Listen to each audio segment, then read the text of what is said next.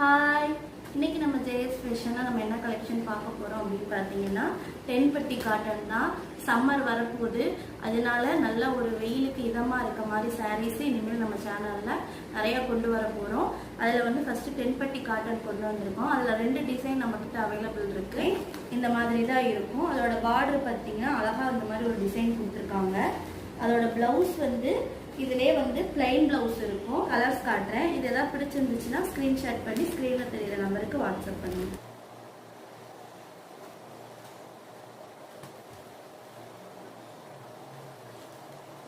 அதிலே பார்த்தீங்கன்னா இது வந்து இன்னொரு டிசைனு. இதில் பார்த்தீங்கன்னா பிளைனா பார்டரில் மட்டும் அந்த குட்டியாக அந்த மாதிரி டிசைன், இந்த மாதிரி டிசைன் கொடுத்துருப்பாங்க.